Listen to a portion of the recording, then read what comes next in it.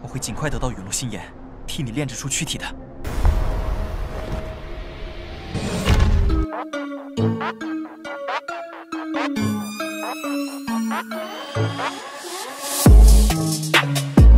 Halo guys, gimana nih kabar kalian? Semoga selalu sehat biar bisa enjoy dengerin dan berhayal cerita mengenai Xiaoyan versi novel. Udah siap kancut dengan perjalanan Xiaoyan yang semakin seru? Kuilah siapin wifi tetangga karena ceritanya akan kita lanjutkan.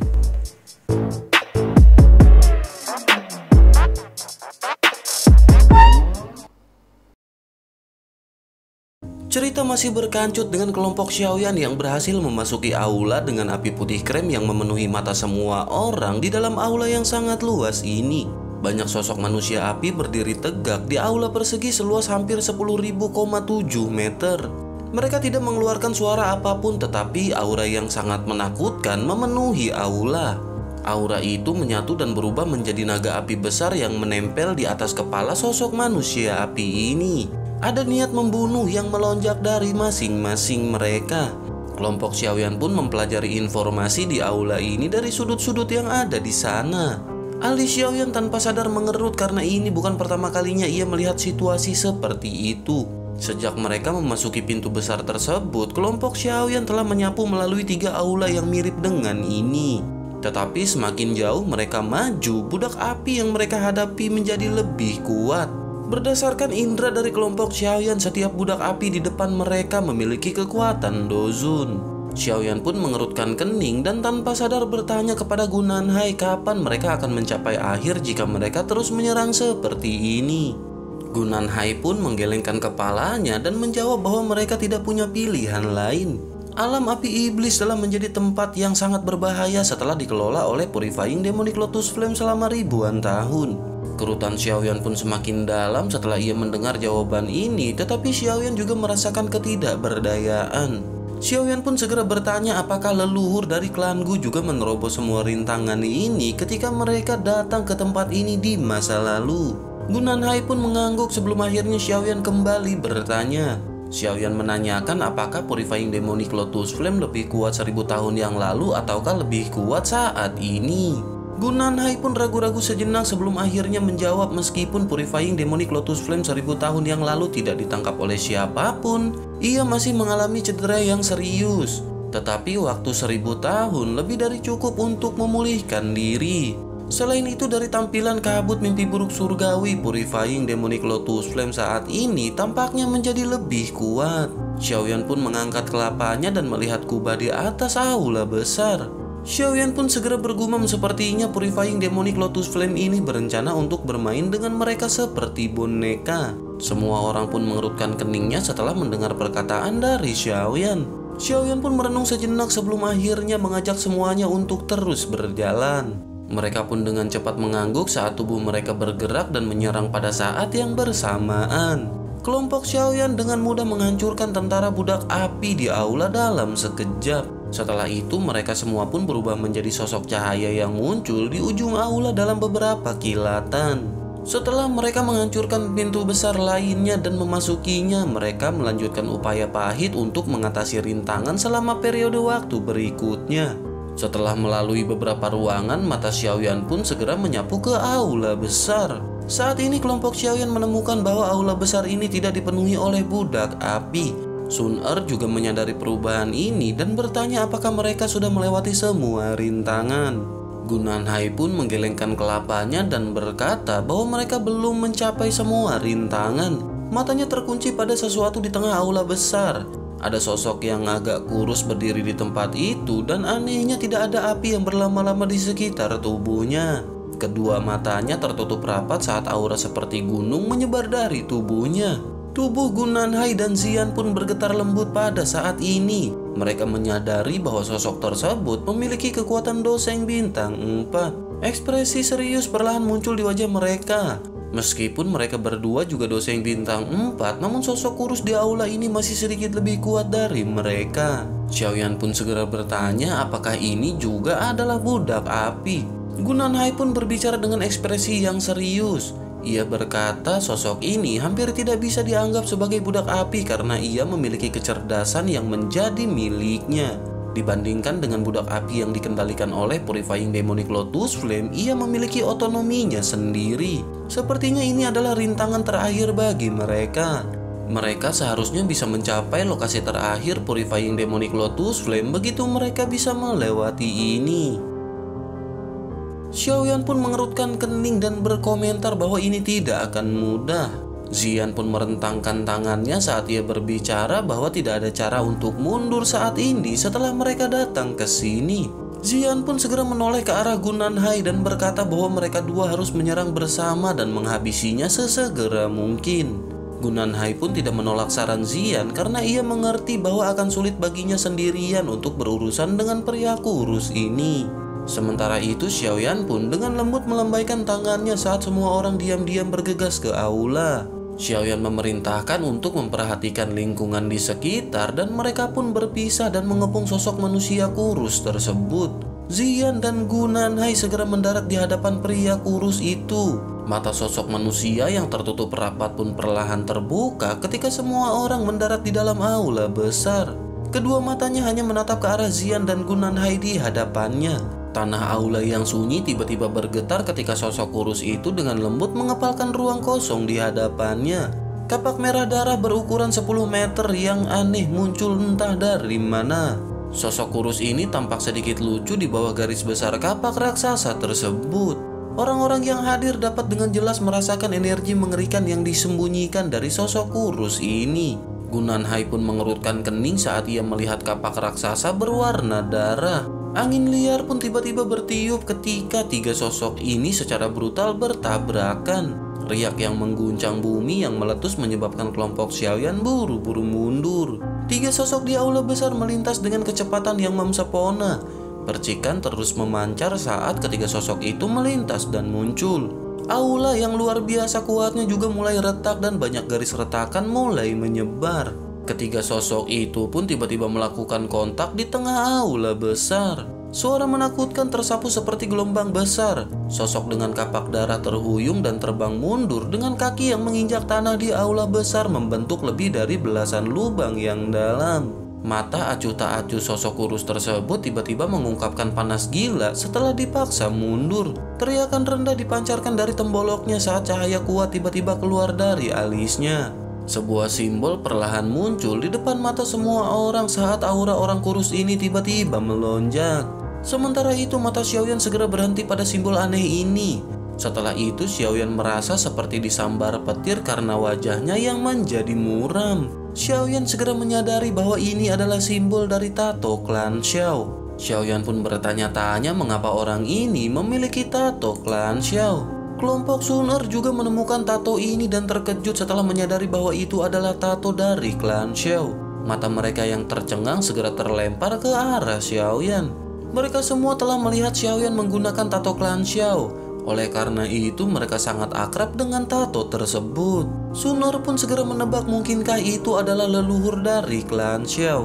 Hati Xiaoyan pun bergetar setelah mendengar seruan ini. Purifying Demonic Lotus Flame ini telah ada untuk jangka waktu yang lama. Jika seseorang menelusuri sejarahnya, itu telah ada jauh lebih lama daripada yang dimiliki oleh klan Xiao. Sementara itu di sisi lain, pria kurus yang auranya melambung tiba-tiba mengayunkan kapak ke depan sementara pikiran itu masih melekat di hati Xiaoyan. Angin yang menakutkan pun langsung merobek udara dan menyusup ke penghalang energi Zian dan Gunanhai. Penghalang energi pun seperti kembang tahu di depan serangan menakutkan ini yang bisa menebas langit dan daratan. Penghalang itu pun dengan cepat hancur membuat Zian dan Gunanhai di dalamnya seperti menderita pukulan yang berat. Ekspresi mereka berubah memucat saat mereka terhuyung mundur beberapa langkah. Pria kurus itu tidak berhenti setelah memaksa Zian dan Gunanhai mundur dengan kapaknya. Tubuhnya segera bergerak dan ia segera muncul di atas mereka berdua. Kapak berwarna darah aneh itu mengeluarkan suara mendesis saat memotong udara kosong. Serangan itu pun disertai dengan kekuatan destruktif ketika meretas ke arah Zian dan Gunanhai. Melihat kapak besar yang menebas ke arah Zian dan Gunanhai, mata Xiaoyan pun segera berkedip dan ia segera mengatupkan giginya sebelum akhirnya tubuhnya segera melintas. Tubuh Xiaoyan kemudian muncul di depan Zian dan Gunanhai dan pada saat yang sama tato klan dengan cepat muncul di alisnya. Kapak berwarna darah yang besar pun dengan cepat diperbesar sebelum akhirnya berhenti di depan Xiaoyan. Wajah pria kurus yang seperti mayat dengan ekspresinya yang sangat dingin dan acuh tak acuh akhirnya mulai menunjukkan fluktuasi. Sementara itu Xiaoyan pun menghela nafas lega di dalam hatinya setelah menyadari kapak ini telah berhenti. Xiaoyan pun segera bertanya bolehkah ia tahu nama sesepuh ini. Xiaoyan lanjut memperkenalkan diri bahwa ia bernama Xiaoyan dan merupakan anggota dari klan Xiao. Sebuah riak segera muncul di mata pria kurus ini setelah mendengar kata klan Xiao. Ia menatap Xiaoyan yang berada di hadapannya dan secara bertahap koneksi misterius perlahan muncul di hatinya. Perasaan akrab ini adalah rasa dari garis keturunan. Pria kurus itu pun segera membuka mulutnya dan bertanya apakah ia benar-benar dari anggota klan Xiao. Xiaoyan pun buru-buru mengangguk. Dilihat dari situasinya, orang misterius ini sepertinya berhubungan dengan klan Xiao. Namun kegembiraan ini hanya sesaat sebelum akhirnya pria kurus tersebut segera bertanya siapakah dirinya. Kelompok Xiaoyan pun sedikit terkejut setelah menyadari sepertinya tetua ini tampaknya tidak memiliki pemikiran yang jernih. Tak lama setelah itu, sebuah suara tiba-tiba ditransmisikan dari belakang Xiaoyan. Suara itu dipenuhi dengan keterkejutan ketika suara tersebut memberitahu bahwa sosok pria tersebut adalah Xiao Chen, kapak berwarna darah Xiao Chen. Xiaoyan pun menoleh dan memandang Gu Nanhai yang baru saja mengucapkan perkataan tersebut. Sementara itu pria kurus juga mengerutkan keningnya dan bergumam pada dirinya sendiri menyebutkan nama dirinya.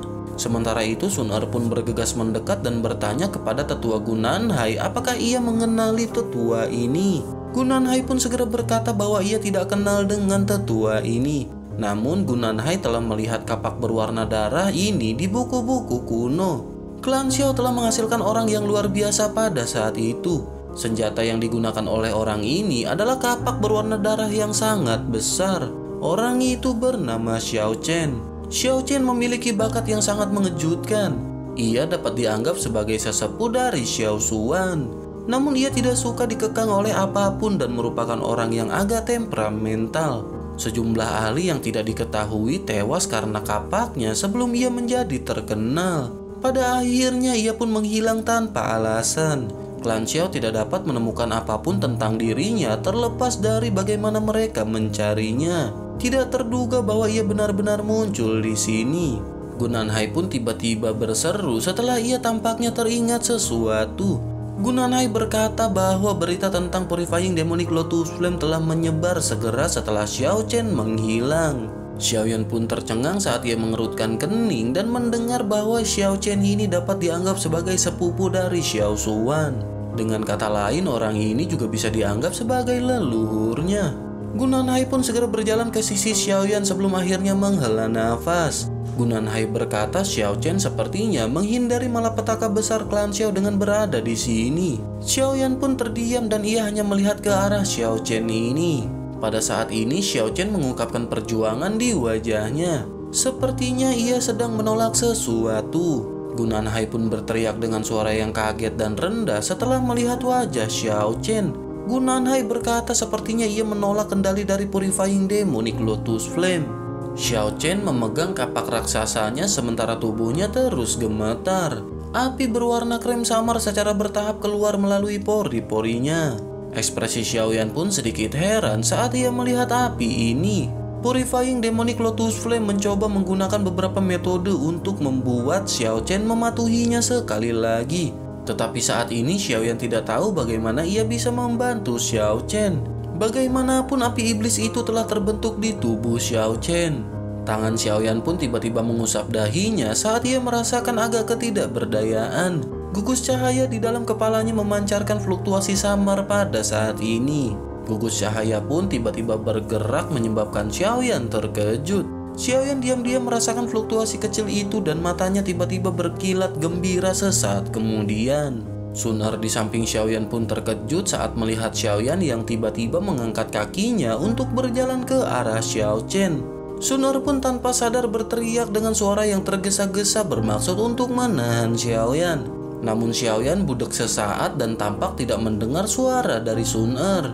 Xiaoyan dengan cepat berjalan ke sisi Xiao Chen dan tiba-tiba menepuk tangannya ke bahu Xiao Chen. Tubuh gemetar Xiao Chen pun anehnya terhenti setelah tangan Xiaoyan menyentuhnya. Api putih krem yang muncul di dalam tubuhnya pun perlahan menghilang. Xiao Chen pun mengeluarkan beberapa nafas kasar dari mulutnya.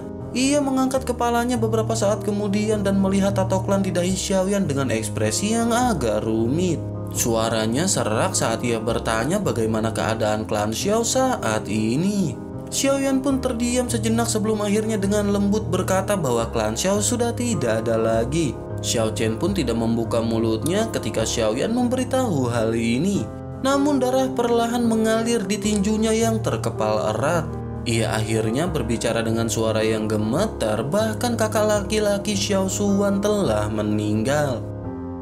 Xiaoyan pun dengan lembut menghela nafas saat ia melihat Xiao Chen yang mengepalkan tinjunya dengan kepala menunduk. Ia sadar bahwa hati Xiao Chen dipenuhi dengan kebencian yang besar.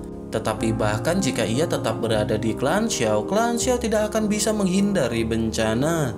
Klan Hun benar-benar terlalu kuat. Setelah itu Xiaoyan pun segera dengan lembut meminta kepada leluhur Yao Chen. Xiaoyan meminta tolong kepada leluhur Yao Chen untuk diantarkan ke tempat di mana Purifying Demonic Lotus Flame berada. Xiao Chen pun menggelengkan kelapanya dan berkata mereka semua bukan tandingan dari Purifying Demonic Lotus Flame. Xiaoyan pun tersenyum tipis dan berkata tidak ada cara untuk bertahan hidup bahkan jika mereka terus tinggal di tempat ini. Xiao Chen pun mengangkat kelapanya dan ia bertukar pandangan dengan Xiaoyan sebelum perlahan berdiri. Setelah itu ia pun memerintahkan semuanya untuk mengikutinya dan berbalik menuju ke pintu terakhir. Xiaoyan pun tidak banyak bicara dan Xiaoyan dengan lembut segera melambaikan tangannya dan mengikuti Xiao Chen. Gu Nanhai dan yang lainnya pun segera bergerak dengan cepat mengikuti Xiaoyan di belakangnya. Setelah memasuki ruangan terakhir, Xiaoyan pun samar-samar tersenyum sambil melirik mimbar batu yang berada di ujung. Xiaoyan memimpin untuk menaiki tangga batu dan perlahan berjalan sampai akhir. Sekitar 10 menit kemudian mereka pun akhirnya mulai mendekati mimbar yang berada di sana. Xiaoyan pun melihat tahta besar diam-diam duduk di altar tersebut. Sosok berjubah putih duduk di tempat itu dengan gumpalan api putih krem tetap di sekelilingnya berubah menjadi berbagai bentuk.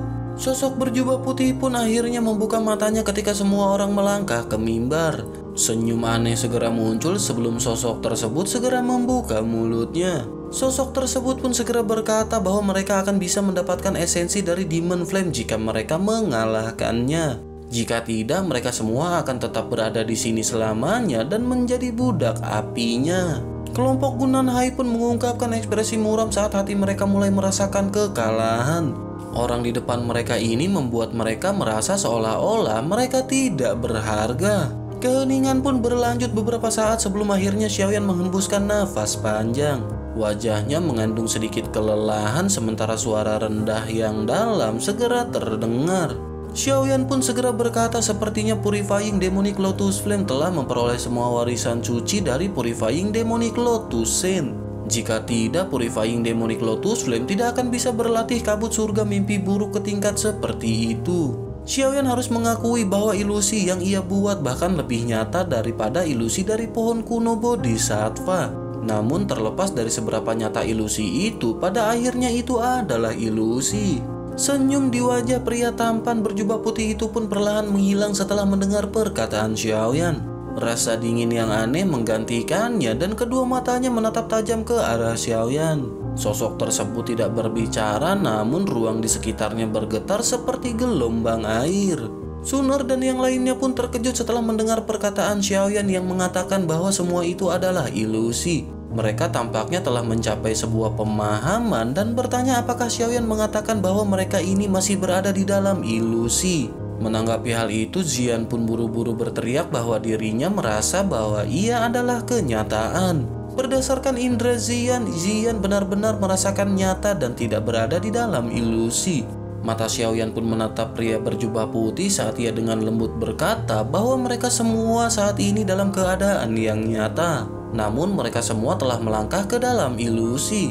Ini adalah aspek yang paling menakutkan dari kabut surga mimpi buruk. Jika mereka terus seperti yang direncanakan oleh Purifying Demonic Lotus Flame, maka mereka hanya akan tenggelam lebih jauh dan lebih jauh ke dalamnya.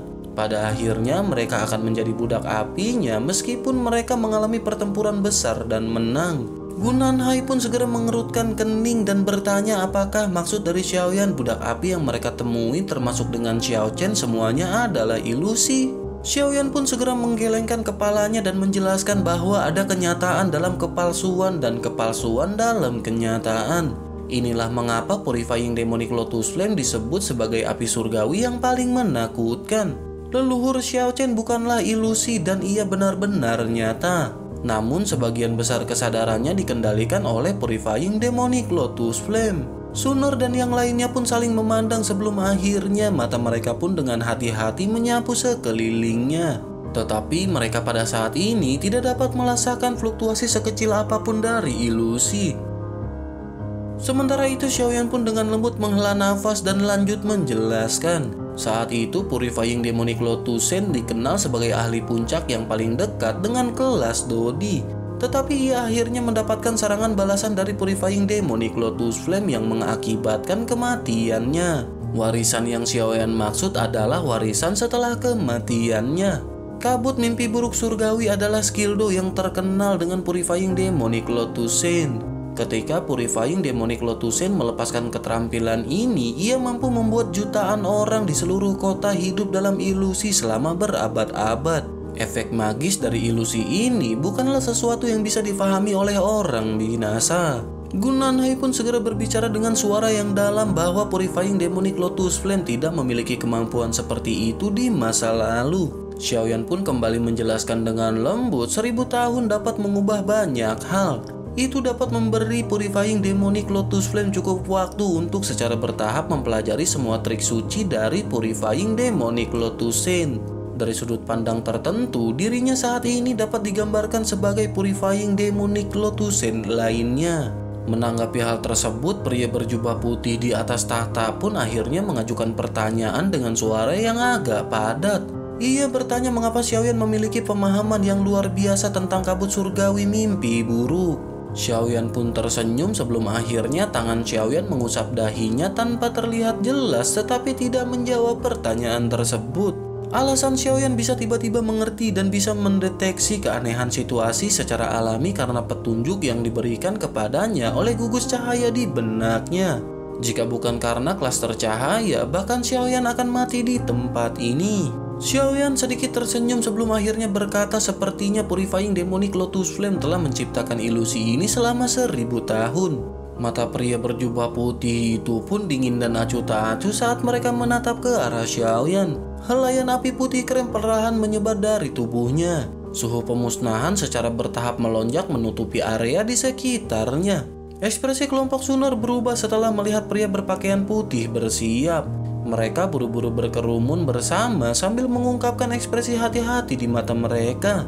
Yao pun segera berbicara dengan lembut karena ini adalah ilusi bagaimana mereka harus memecahkannya. Perasaan yang diberikan orang ini kepada mereka benar-benar sangat nyata. Xiaoyan pun dengan lembut menjelaskan terlepas dari bagaimana itu tampak nyata, ilusi pada akhirnya hanyalah ilusi. Selama hati seseorang merasa bahwa ia sangat kuat, maka ia tidak akan pernah terkalahkan. Kekuatan Purifying Demonic Lotus Flame di tempat ini ditentukan oleh pikiran mereka masing-masing. Sementara itu, wajah pria tampan berjubah putih pun akhirnya berubah setelah kata-kata Xiaoyan terdengar. Ia mengeluarkan teriakan marah saat ia mulai menggerakkan tubuhnya dan berteriak bahwa Xiaoyan benar-benar mencari kematian. Setelah itu ia pun muncul di atas kepala Xiaoyan. Ia mengepalkan tangannya dan nyala api putih berubah menjadi tombak api yang panjang. Ia pun segera mengayunkan lengannya dan tombak panjang itu segera merobek ruang di sekitarnya. Serangan tersebut disertai dengan kekuatan destruktif saat menembak dengan kejam ke arah kelompok Xiaoyan. Ekspresi semua orang pun menjadi sedikit pucat ketika mereka merasakan kekuatan penghancur ini. Setelah melihat serangan ini, suara Xiaoyan muncul seperti guntur saat ia tiba-tiba berteriak. Xiaoyan memerintahkan semuanya untuk jangan melepaskan pertahanan Doki.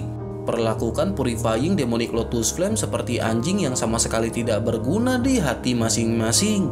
Jika tidak, maka mereka semua akan mati kali ini. Teriakan dari Xiaoyan pun meledak di hati semua orang sampai mereka gemetar. Mereka pun segera menegangkan tubuh mereka dan menarik semua doki yang telah melonjak. Yang bisa mereka lakukan hanyalah menaruh kepercayaan mereka kepada Xiaoyan pada saat ini. Sementara itu tombak api besar pun turun dari langit. Tombak disertai dengan kekuatan penghancur yang kejam dan mengelilingi tubuh mereka. Namun tombak panjang itu tiba-tiba menghilang tepat ketika mereka mengira tubuh mereka akan mengalami pukulan yang serius. Ekspresi marah pun segera muncul di wajah tampan pria berjubah putih yang melayang di langit. Tubuhnya mulai menunjukkan tanda-tanda ilusi pada saat ini. Ia tidak menyangka bahwa Xiaoyan menemukan metode untuk melemahkan kekuatannya dengan kecepatan yang begitu tinggi. Ekspresi Xiaoyan pun sangat serius ketika Xiaoyan menekan jarinya saat setetes darah esensi keluar dari tangannya. Darah esensi dengan cepat bergerak di jarinya dan membentuk simbol darah yang aneh. Xiaoyan pun segera mengeluarkan segel dan menghancurkan ilusi mimpi buruk. Ekspresi pria berjubah putih itu pun dengan cepat berubah suram setelah melihat simbol darah dari Xiaoyan. Ia pun segera bertanya bagaimana Xiaoyan tahu tentang mematahkan segel mimpi buruk. Sementara itu Xiaoyan pura-pura budak dan mengabaikan teriakan tersebut. Xiaoyan menekan dengan jarinya dan simbol darah segera keluar. Setelah itu simbol pun dengan kejam menempel pada ruang kosong di depannya sebelum seluruh ruang mulai bergetar. Akhirnya ruang pun meledak di depan mata gembira kelompok Xiaoyan. Kelompok Xiaoyan pun tiba-tiba merasakan kegugupan di benak mereka saat ruang itu meledak. Mereka buru-buru membuka mata mereka pada saat ini. Lautan magma muncul di mata mereka setelah mereka membukanya. Banyak api berwarna krem dipancarkan dari magma. Magma berwarna krem ini terus meluas hingga ke cakrawala dan tampaknya seluruh wilayah ini hanyalah lautan magma. Kelompok Sun-Er pun menghela nafas lega setelah melihat tempat asing ini dan bertanya apakah mereka sudah keluar. Sementara itu Yaulo melihat sekelilingnya dan bertanya dengan suara yang agak ketakutan, jangan bilang bahwa tempat ini masih ilusi. Xiaoyan pun tersenyum dan berkata, Purifying Demonic Lotus Flame tidak memiliki kemampuan seperti itu. Sementara itu Xiao Chen di sampingnya sekali lagi mengeluarkan teriakan rendah sementara Xiaoyan menghela nafas lega. Ia pun berkata bahwa Purifying Demonic Lotus Flame mencoba mengendalikan dirinya lagi. Ekspresi Xiaoyan pun sedikit berubah saat ia mendengar kata-kata ini. Meskipun Xiao Chen dianggap sebagai budak api dari Purifying Demonic Lotus Flame, namun ia bisa mengandalkan kekuatannya untuk melawan. Xiaoyan pun menyadari kekuatan dari Purifying Demonic Lotus Flame ini. Xiaoyan pun bertanya-tanya bagaimana bisa begitu mudah untuk menghancurkan kendalinya atas Xiao Chen. Bersamaan dengan itu, gugusan cahaya misterius di kepala Xiaoyan tiba-tiba mengeluarkan sedikit fluktuasi saat ia memikirkan cara untuk membantu. Xiaoyan pun sedikit terkejut setelah merasakan fluktuasi ini. Xiaoyan merasakan sekelilingnya sebelum wajahnya mengungkapkan kegembiraan. Tangannya tiba-tiba segera menekan dahi Xiao Chen.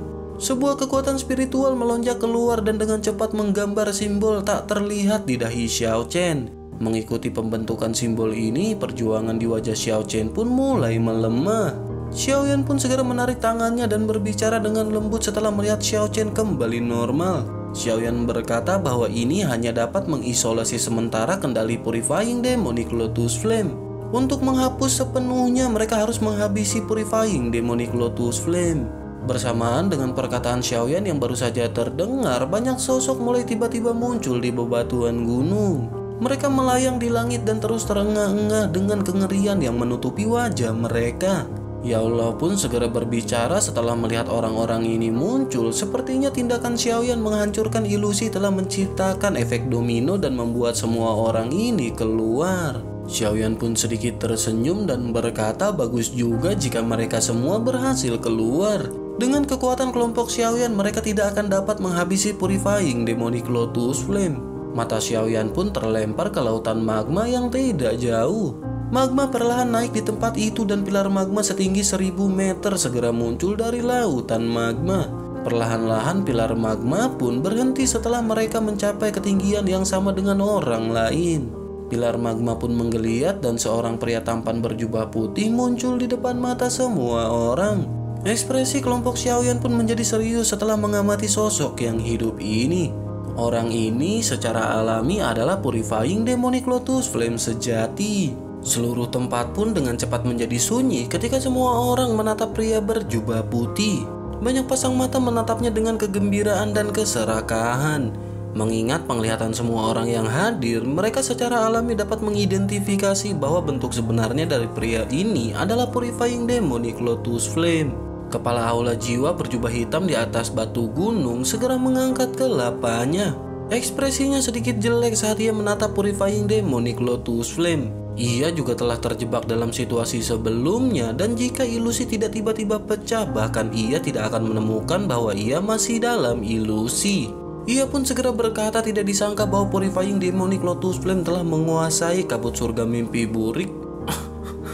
Ia pun berkata tidak disangka bahwa Purifying Demonic Lotus Flame telah menguasai kabut surga mimpi buruk Purifying Demonic Lotus Sin. Sementara itu, Yawangui dari klan Yao menatap Purifying Demonic Lotus Flame dengan mata panas. Keserakahan pun terus mengalir dari hatinya. Ia belum pernah mendengar tentang api surgawi yang membangun ilusi aneh. Ia pun segera berkata bahwa api iblis ini menjadi asing. Kali ini mereka tidak boleh membiarkannya terus berkeliaran bebas. Jika dibiarkan melarikan diri, dataran tengah pasti akan mengalami bencana besar. Banyak orang di sekitar pun mengangguk setelah mendengar kata-kata Yawangui. Wajah mereka sedikit ngeri saat mereka menatap Purifying Demonic Lotus Flame. Kekuatan api iblis yang ditampilkan sebelumnya benar-benar terlalu menakutkan.